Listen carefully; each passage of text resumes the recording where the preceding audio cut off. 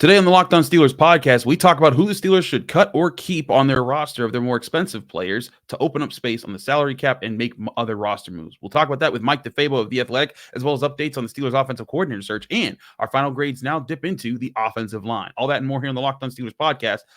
I'm Chris Carter. Let's get into it. You are Locked On Steelers, your daily Pittsburgh Steelers podcast, part of the Locked On Podcast Network, your team every day.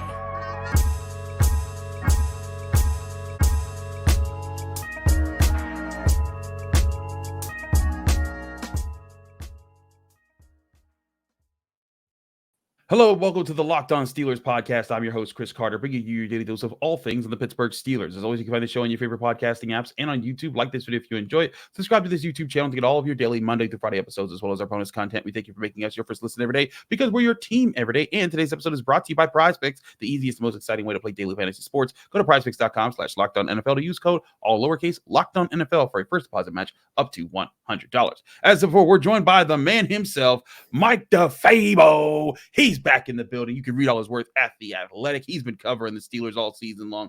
Mike, we're glad to have you back, buddy. How you been now that you had some time to breathe in the offseason? I'm doing great. Yeah, I have had just a little time to breathe, doing all those errands, going to the dentist, those kinds of things that were pushed to the back burner. But, always happy to talk some football with you, Chris. Absolutely. We'll talk about offensive coordinator stuff in a bit here. I know that there's people that are just like, I can't get enough. Who's the next one we're going to talk about? But we'll get into that in a bit. But I want to talk to you about roster construction stuff, because the Steelers, as it stands, officially going into next year, technically are $15.66 million over the cap, but they can make some moves that are easily going to help rectify that. Now, there's obvious moves that they can make, like, Allen Robinson. There's no way you pay that guy $11.9 million. They just got him because of the contract that he had before he got there. He wasn't expensive last year. He is now. They'll save $10 immediately by letting him go and doing that. I think Chukwumaa Okorafor is another obvious one. Chukwumaa Okorafor, an $11.8 million cap hit. They save $8.7 million by doing that. And just by those two moves, they get under the salary cap. But then after that, you still have to make other moves here. And I think it comes down to where they'll try to make some other money. So I want to go position or player by player and ask Mike your thoughts about this. Mike, I want to start with the secondary. Patrick Peterson is owed $9.7 million, a little over that actually. If they were going to cut him, they'd get $6.85 million back.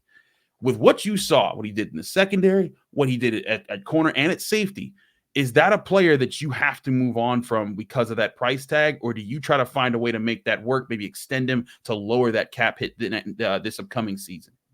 Yeah, Chris, you started with one of the most difficult decisions, I would say, because you saw both sides of Patrick Peterson this year. At 33 years old, you saw the veteran, the savvy veteran. You also saw the mentor, Patrick Peterson. At the same time, at 33 years old, he's no longer prime Patrick Peterson, Pro Bowl Patrick Peterson. So I felt like as the season went on, he steadied and was better. But I still feel like at that cap hit, you don't want him at that number. So in my eyes, I think it's either a cut situation or it's we're going to extend you, add some void years on and lower that salary cap hit. I think that's probably the best way to go. But you're going to have to address that position. Even if you move on from him, Levi Wallace is set to be a free agent. He wasn't the answer there. You have some young guys like Corey Trice coming up, but you're going to throw that, he was a seventh round pick. You're going to throw him into the fire right away. So you would need to address that position in some way if you move on from Peterson. I agree. And that's the tricky part here is if you move on from him, then you do open up $6.8 million in cap space, but that's not necessarily enough to go get like a top flight corner in free agency. Guys are going to go for more expensive to that. They're probably going to go for $11 to $12 million. And that's going to be a tough proposition for them to fill there. But you can also make other moves to free up space. I'm going to go with another one, Larry Ogunjobi, because Larry Ogunjobi was solid. Like we did defensive line grades. In fact, yesterday on the Locked On Steelers podcast, I gave him a B- on the year. Nothing crazy. He was rarely really bad in the game. And he was rarely even bad in the game. But too many times for what he's going to be making next year, $13.28 million against the cap. I felt like there were too many times that he wasn't the difference maker on the defense. He wasn't the guy that was helping be the Stephon Tuitt to Cam Hayward, or even be the Cam Hayward when Cam Hayward was out. And I think the Steelers are in a tough spot here because whereas Keanu Benton did emerge and you're thinking Cam Hayward's going to come back, I feel like they'd be putting themselves on a limb here if they let him go and they went with someone else on the defensive line, unless it was like a higher draft pick again. What do you think they do with Larry Ogunjobi after this season? Yeah, right now he's the 6th highest paid player on the entire team. He's not the 6th most impactful player on the team. It's a situation where the compensation is higher than the production. And I actually felt like 2 years ago he played pretty well, and he played through a lot of injuries. I wonder if maybe some of these injuries that he's been playing through over the years are starting to kind of add up. I would move on from him. I think that it does leave a gaping hole. But I do think that you can address it in other ways, whether that's the draft, whether that's in free agency. I just did not feel like he was impactful, especially at this price. I feel you on that. And that's kind of where I'm at as far as just the price for him. And listen, Larry, again, he's been a good player. That's not me saying that that he's been terrible and they need to get rid of him because he stinks. It's more so because that cap number is just a lot to ask for there. So if you do those, if you do those players by themselves, I'm trying to find Patrick Peterson on my little calculator sheet here. There we go. So we do those players by yourselves. You open about $16.1 million in cap space. You could still, redo contracts for not extend contracts, but rework for TJ Watt's contract because he's a $30.4 million hit. Cam Hayward, I imagine you might extend him a little bit. Add some years. So Cam Hayward, I think, is another one that I think he's definitely on the team next year, definitely a captain on this team next year, going out for the opening coin toss to start the season. But I don't think he's doing it at $22.5 million, second highest paid player on the team.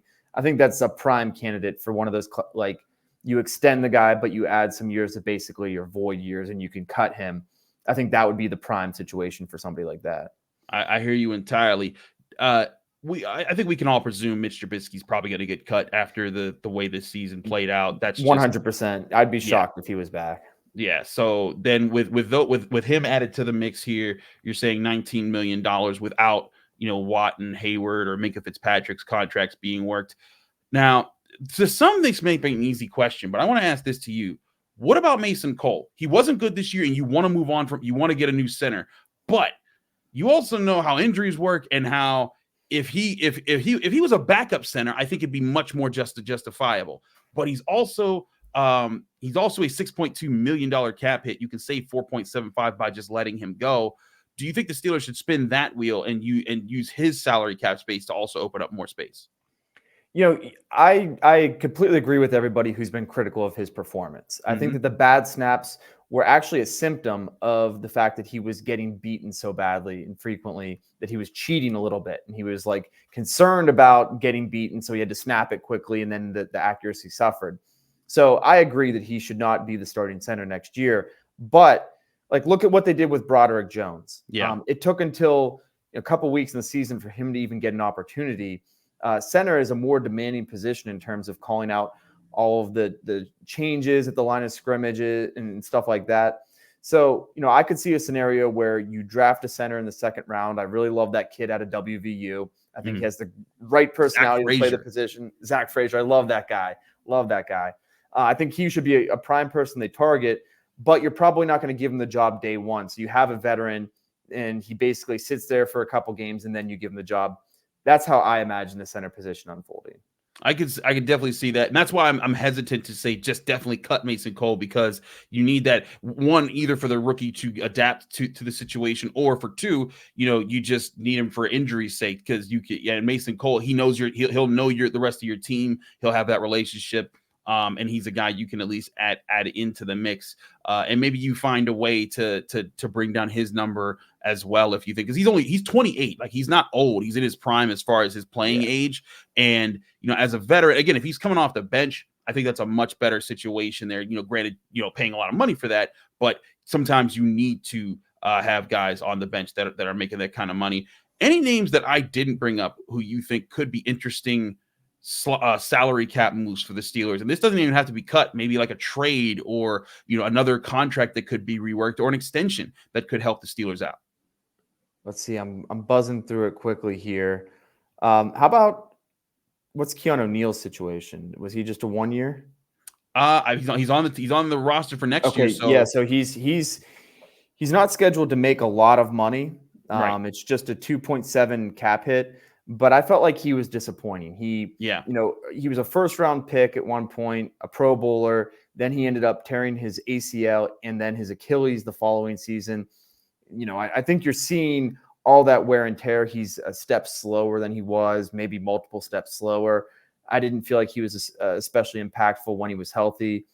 I feel like for the Steelers, they run so much of that 3 safety stuff that if you're going to lean on that, you need to have 3 dynamic pieces. You've got one great safety in Minkah Fitzpatrick, but I feel like both of the other 2 you could upgrade in some way. So, I am kind of curious what will end up happening with him. And I wonder if maybe that could be something that's on the table if we're looking down the line at some other possibilities. I hear you on that. That's going to be interesting. My last question here on the roster stuff, and then we'll move on to offensive coordinators things. Diontae Johnson's on the last year of his deal. What do the Steelers do with him? Do they just ride it out one more year and they just see what happens after that? Or do they find an extension for him? Or do they find a way to move on, to maybe trade him, see if you can get some value back from him? We'll explore this more topic, I think, more in depth later in the offseason. But as far as your stance right now, what do you think they need to do with him? I think they should be open to all of the possibilities because I felt like this season, not only did the offense underperform, there were also times when it looked dysfunctional. And I know that George Pickens took a lot of heat and Diontae Johnson had the situation where he didn't attempt to recover the fumble. I just wonder if that entire offense needs maybe a cleansing. And I'm not pointing the finger at Diontae because I actually think he's a good guy. Yeah. But I appreciate him, in the locker room when I've spoken with him. But I just wonder, you hear stories about the locker room spat after the game in Cleveland where Minkah ended up having to subdue him. And you just wonder if there's maybe more going on behind the scenes for the offense as a whole. And so I think that they should consider moving a player. And because of the contract situation, Diontae would be maybe one of the more obvious guys to do that with. That's why I brought him up. Again, we'll explore this more in depth as the offseason goes on and we get more insight into things. The Steelers are going to handle their coaching stuff before they get to those things, but those are things to explore. We'll get into those coaching conversations in the next segment here on the Locked On Steelers podcast. Chris Carter, Mike DeFabo, don't go anywhere. We'll be right back. But first, I want to remind you this show is also sponsored by eBay Motors. Passion, drive, and patience, that's what brings home the winning trophy, and it's also what keeps your ride or die alive. eBay Motors has everything you need to maintain your vehicle, and you can level it up to your peak performance with superchargers, roof racks, exhaust kits, LED lights, and more. Whether you're into speed, power, or style, eBay Motors has got you covered. With over 122 million parts for your number one ride or die, you'll always find exactly what you're looking for. And with eBay's Guaranteed Fit, your part is guaranteed to fit your ride every time or your money back. Because with eBay Motors, you're burning rubber, not cash. With all the parts you need at the prices that you want, it's easy to turn your car into the MVP and to bring home that win. Keep your ride or die alive at ebaymotors.com. Eligible items only. Exclusions apply. eBay's Guaranteed Fit only available to U.S. customers.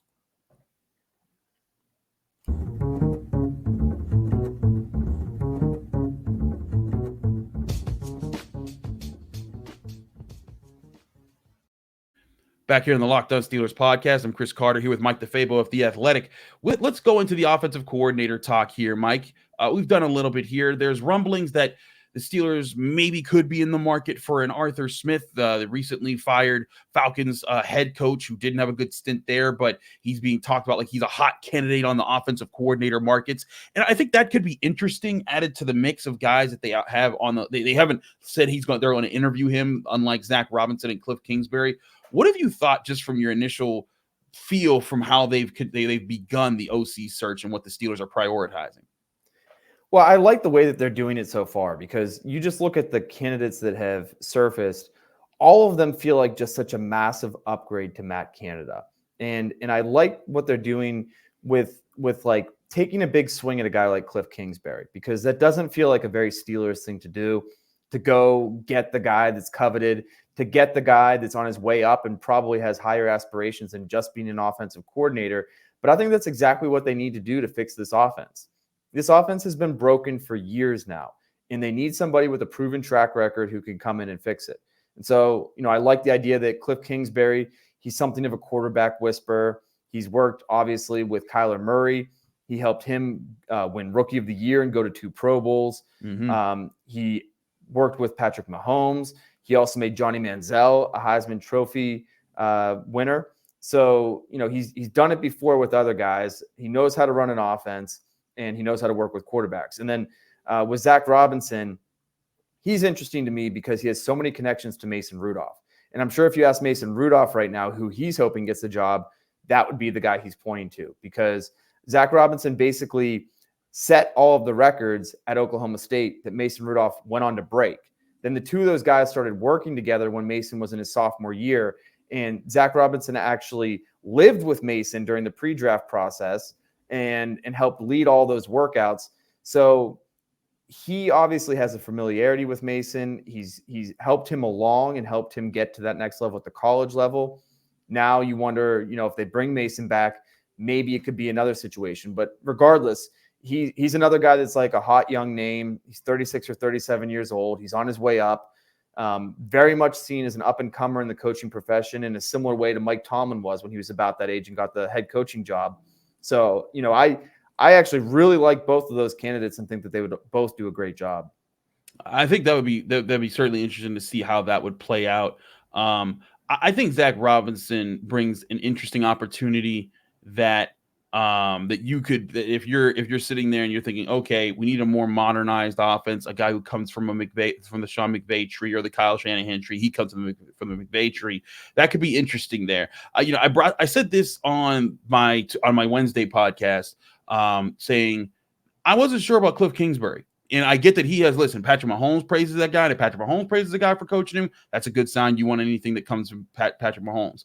But in his time, in his last several times coaching, he wasn't good with the Cardinals. He helped Kyler Murray for sure, but also held back Kyler Murray a little bit sometimes. But that might have been his head coaching. Right. But then his previous stint was Texas A&M or Texas Tech, and whereas he did get Patrick Mahomes out of there, they had like 2 winning seasons in 5 years or something, or 6 years and something like that, and right. It showed problems there. Now again, I don't think it's fair to hold when you're looking at an offensive coordinator or a coordinator period, you don't often see them have great success as head coaches. Look at Todd Haley and what he did for the Steelers offense. Look at Dick LeBeau and what he did for the Steelers defense. He was a head coach before he came back to Pittsburgh. But I still wonder who else out there could they be really looking at that might be, a position coach who everyone's looking at to say, okay, you know what, they're waiting for their season to finish. Maybe a position coach for the Lions or for the Niners or for any of the teams that are still remaining to see if they could find a way to snag them,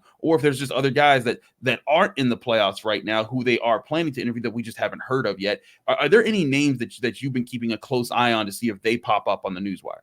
Well, I don't have enough to report this, but I know they've talked to more candidates than have surfaced. And I believe that they are planning to talk with more people at the Senior Bowl, which begins next week in Mobile, Alabama. That's when all the coaches and all the scouts are in the same place at the same time. Perfect opportunity to sit down with some people. But to answer your question, Chris, I'm interested in Clint Kubiak. He works with the 49ers now. I believe his title is something along the lines of like pass game analyst or specialist. Coordinator. And I first of all, you see what the 49ers do. And I feel like they put Brock Purdy in so many great situations. It's almost to his detriment that people criticize him and question him and wonder, is he just good because he has so many easy reads? Well, that would be a great problem for the Steelers to have. If we were sitting here saying, did Kenny take the next step or is it just the offense? Like that would be a great situation for the Steelers. He also, Kubiak, worked with Kirk Cousins in 2021 with the Vikings. Yeah. And in that alternate bizarro world reality where the Steelers go out and they upgrade big with Kirk Cousins, that would be a very interesting reunion for the two of those guys. And I feel like if the Steelers are entertaining in any way the possibility of adding a guy like Cousins, pairing him with a coordinator that he knows well would be the next logical step in my mind. So I'm interested in that. I also feel like they probably are going to end up interviewing Eric Bieniemy. He's interesting to me because he was a guy that has the proven track record. He's been a part of a number of very successful offenses, but it was always held against him that he had Patrick Mahomes and he worked with Andy Reid. And so he went to Washington trying to prove that he wasn't just a byproduct of those guys. Now, that would be a very pass-happy offense. They throw the ball 37 times per game, which is the most in the entire league. I'm not sure that meshes with the Steelers' philosophy. They seem to be a team that still values the running game and wants that to be part of their identity. But, I wonder if he could be somebody that also they interview. So, those are a couple names, but I'm sure that there's going to be a long list that just keeps on getting longer as the days unfold and we hear more. Absolutely. Eric Bieniemy has been a person that I've been saying for a while, especially once I think they should have, not to interrupt you, Chris, they should have fired Matt Canada before last year and hired Eric Bieniemy. That was my take for a long time. I don't think too many people in this town would have argued with that. It's they're in a position now. It's kind of rough because if you're the Commanders, you might not give him up, even though you're getting rid of Ron Rivera. Maybe you do clean house. Maybe you go but Eric Bieniemy's been a hot name in the market for years for what he was doing with the Chiefs because he worked with Patrick Mahomes. I think he could be interesting. Clint Kubiak, certainly a guy there. Also, I have to correct myself for trying to correct you. He's the offensive passing game specialist. Yeah, exactly. It has a very weird title. Yeah. But even though he has such a specific title, he is in the game planning meetings. He has the playbook. He knows how to run this offense. And like I said before, he also called the plays himself in Minnesota with Kirk Cousins. So I think he's a very attractive candidate and somebody they definitely should at least talk to. Meanwhile, the Steelers are getting one of their coaches interviewed. Mike Sullivan is scheduled to be interviewed by two teams, the Raiders and the Saints, which I'm like, I didn't see that coming at all. And I guess maybe someone saw what he did at the end of the season to help Mason Rudolph, post some really good games. Do you see that coming to fruition, that maybe he does get an actual OC job right now, Mike? This did surprise me. And I'll say this too. I really respect and like Mike Sullivan as a person. Same. He was an Army veteran, and I did a story this season talking about what he did going through Army Ranger School. It was one of my favorite stories I wrote this year. But it does surprise me because you have to figure that Mike Sullivan was in those same meetings. He was part of the game planning. And so the failures of the offense don't fall only at the feet of Matt Canada. Kenny Pickett has a share in that. All the other position coaches have a share in that. Mike Tomlin has a share in that. And so it does surprise me. But I guess the interesting dynamic right now in the NFL is so many teams are looking for offensive coordinators.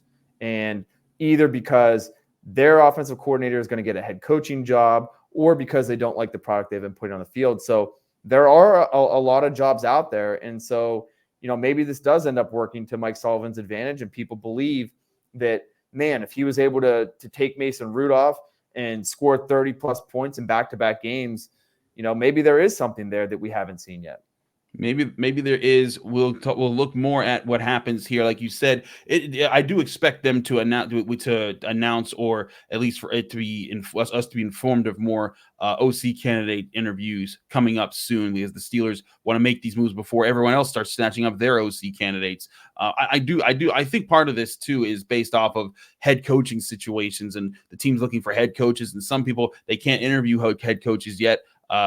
Because teams like the Lions, who their offensive coordinator, everyone wants, maybe that they can't interview them yet and get them into that situation. And once that starts happening, then I think the coordinators start flying off the shelves, and the Steelers want to be ready with all the interviews that they'll conduct. We'll get more into that as that goes on, but we got to get to our final grade segment. We'll do that here. We're talking offensive line here on the Locked On Steelers podcast. Chris Carter, Mike DeFabo, stick with us. Got a lot more to talk about. But first, I want to remind you this show is also sponsored by FanDuel Sportsbook, the #1 sportsbook in America. The NFL playoffs are here, and you too can win big with incredible offers from FanDuel, America's #1 sportsbook. Right now, new customers can get $150 back in bonus bets with any $5 money line bet. And that's right. You don't have to win the bet anymore. Just put $5 on a money line bet. If you're a new customer to FanDuel Sportsbook, that'll be $150 back in bonus bets that you can use however you want. Want to put it on a parlay? Go after it. Want to go into their Explore tab and find all the different bets that you can? Absolutely. Bet on player props, spreads, over, under, so many different ways to win on FanDuel, America's #1 sportsbook. And again, they have live same-game parlays. They have an Explore tab that they have added to the app to help you find your favorite bets. They also have a Parlay Hub, which lets you find the best parlays to add to your crazy 12-leg parlay in the conference championship games. So many different ways to win and have fun when you're playing on FanDuel Sportsbook, the #1 sportsbook in America. Visit FanDuel.com/lockedon to make your first bet a layup. FanDuel, an official partner of the NFL.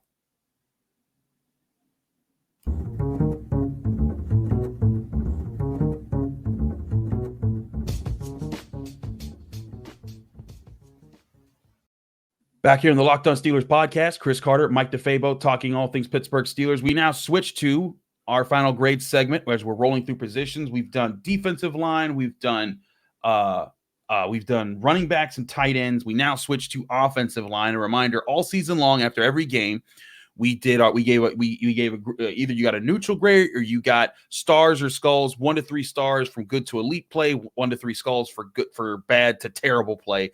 You also had the dreaded bus ticket grades doled out when you were so bad we couldn't even give you skulls. Shout out Alan Saunders for coming up with that. But let's start with the backup that was kind of the backup all year long, who I thought held his own when he was called upon, and that was Nate Herbig. I gave him 2 stars and 2 skulls in the year. Nothing terrible. A fine C grade for a backup, just, kind of average. But, when you need backups, average play is what you need. You don't want guys that are complete liabilities. And, Mike, I don't think Nate Herbig was a liability when he was on the field in the times that he was called upon. Yeah, I agree. I think that he played like a backup. I actually had higher expectations for him coming into the season. I know his Pro Football Focus grades were really high, starter-like type grades from him. He played solid, but, not spectacular. You definitely saw a big difference in his mobility when he was filling in versus Isaac Seumalo. So, he's definitely a valuable guy. And going back to our discussion about centers, he's the next guy who has the ability to snap the football on the team. So if you did move on from Mason Cole, he would be that next man up on the depth chart. So that's something to keep an eye on going forward. Absolutely. Let's move on to a guy who ended up as a backup, and that's Chukwumaa Okorafor. On the season, I had him with only 1 star and 5 skulls. I gave him a D+ for that on the year. And part of the reason he never got a chance to really redeem himself because Broderick Jones took his position over, and that was that. But Mike, this is also something. This guy was signed when they drafted him years ago. I think it was 2018 when they drafted him, maybe 2017. Oh, it's 2016. Jeez, I'm old. But point being, when they drafted him and he was such a young player, now he's kind of in the prime of like when he would emerge as an offensive lineman. It just never manifested for Chooks, especially. I don't know why he's an offensive center on my list. He's supposed to be an offensive tackle on that graphic there. But I was kind of shocked by the lack of development that he showed, especially in his aggression, because he was very technical in the pass game. He could limit guys as pass rushers, but I was expecting at some point over the last 2-3 years that he would find a mean streak, get stronger in the run game and do that, and it just never manifested. Yeah, I agree. When they drafted him, the Steelers still had Mike Munchak. And, I remember sitting there thinking, well, he took Al Villanueva, who had never played offensive line, and turned him into a Pro Bowler. He sees something here that he can work with. But then ultimately he ended up leaving. And I think that was a major crossroads and turning point in Chooks' development as a player and in his career trajectory.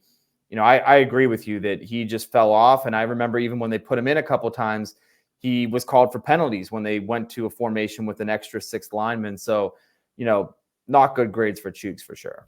Absolutely. Moving down the line, the guy who was started at left tackle all season long, that's Dan Moore Jr. Dan Moore struggled. And everyone kind of knows that he had 8 stars, 14 skulls, and a bus ticket. I gave him a D-, very close to an F. Very close to just falling off there. I felt like there were times he kind of fought back and got into the conversation, but still just not a good look. I think he's kind of put the Steelers in a position where he's on a rookie contract for one more year, so you keep him around.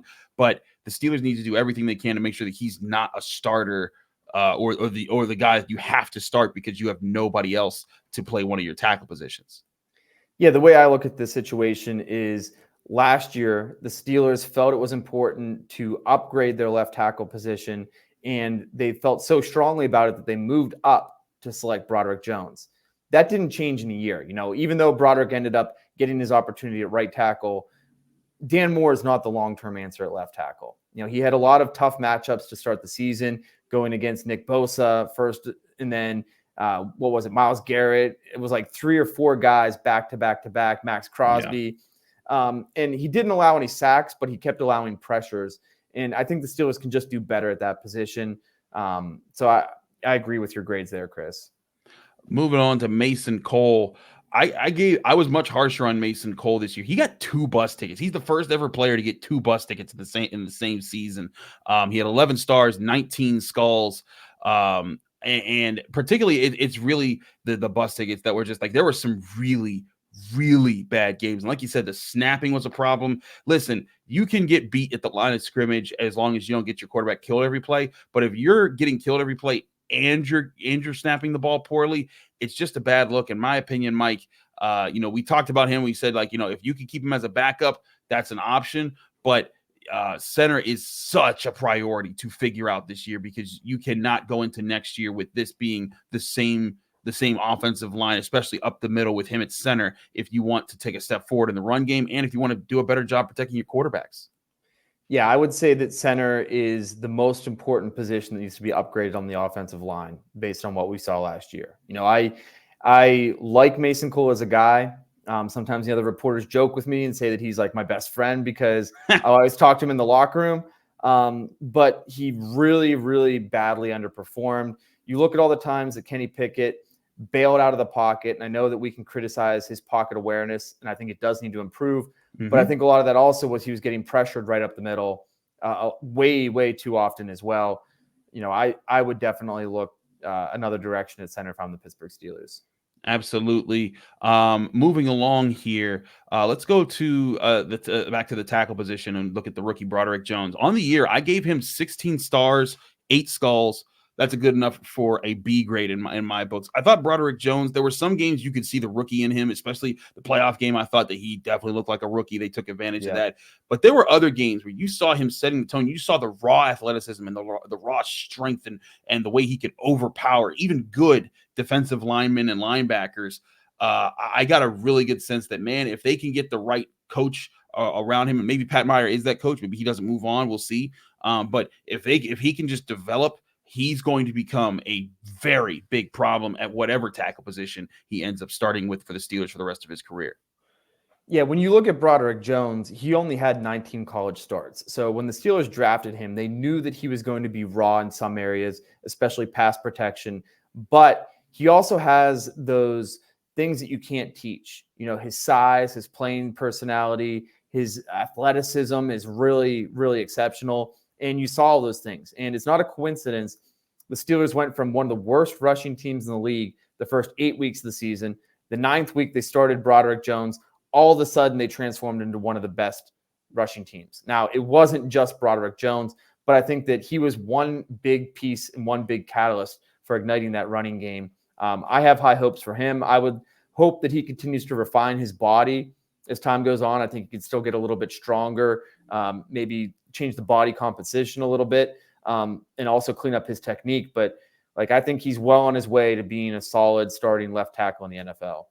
Absolutely. We'll see if he gets back there with who they pick in the draft. Let's get to the guards here, because I felt like they were the biggest assets to the team this season. Let's start with James Daniels. I gave him a B grade on the season. He had 21 stars, 7 skulls. He had some rough games, but he also had some really good games, Mike. I felt like James Daniels at times was sometimes one of the more reliable players the Steelers could depend upon on offense. He was never the bulldozer, but he would often be the guy who could get to the second level, set up other guys, do the little things that would allow Broderick Jones and other guys to make the more crushing blocks. What was your opinion of James Daniels and what he showed this year for the Steelers? Yeah, I would agree with your assessment there. I think that he's kind of like that unsung guy on the offensive line. We don't really talk about him in a poor way. We don't talk about him in a good way, but he plays solid. And I think it says something that, Andy Weidl went out and brought in a guy that he knows very well in Nate Herbig to compete at guard. And the fact that he wasn't able to wrestle playing time away from James Daniels shows you that James was solid or more than solid. So, as I'm looking to next year, he's a guy that I think the Steelers can work with for next year and could be part of, their short-term future. He's not going to be a Pro Bowler. He's not going to be spectacular, but he gets the job done. I feel you on there. Last lineman on our list here, and the highest graded one was Isaac Seumalo. I gave him 24 stars, 8 skulls in the season. That's good enough for a B+ rating, just missing out on the A- there, for the ratio. But Mike, I thought Isaac Seumalo early on, like when I went back and I looked at early on in the first couple games, he was struggling. Like you could tell he was trying to figure out where he would fit. What was the best thing that he could do to kind of be an asset to the Steelers offensive line, both in the run and the pass game. But then week by week, you saw him kind of getting better. And I think that they really saw him take that step forward in the middle part of the season. I thought he was really rough against the Jaguars, but after that game, when they started, putting in Broderick Jones more, his game against the Titans, the Packers, both games against the Bengals, the Seahawks, the Ravens, even against the Bills, you could see, oh, wait, that's the guy they wanted to bring over from Philly. That's why they brought him in. I thought he might have made himself maybe, one of the more important free agent pickups of the year.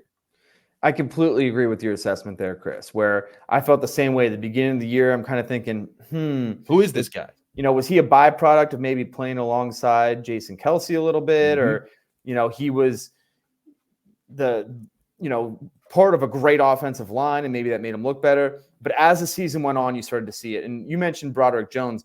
I think my favorite run that they would do this year was when Broderick is at right tackle and they would pull Seumalo from his left guard position. And so now you have your two best linemen, blocking in the same area. I felt like that was so effective and really highlighted the physicality and the athleticism of Seumalo and the things that make him, one of those upper echelon offensive linemen. So, I think that signing as the season went on proved to be a good one for the Steelers for sure.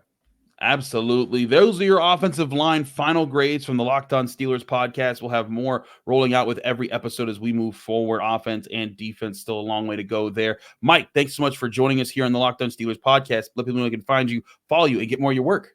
Yeah, absolutely. I keep it easy. You can follow me on Twitter at Mike DeFabo and check out all my work in The Athletic. Absolutely. Thanks so much, Mike, for joining us. Thank you all for joining us and checking out the Locked On Steelers podcast. I'm your host, Chris Carter. Follow me on Twitter and Instagram at Carter Critiques. Read my work at the Pittsburgh Post-Gazette, post-gazette.com. Find me here on the Locked On Steelers podcast every Monday through Friday on your favorite podcasting app and on YouTube. Like this video if you enjoyed. Subscribe to this channel to get all of our daily episodes. Back tomorrow with Jenna Harner here on the Locked On Steelers podcast.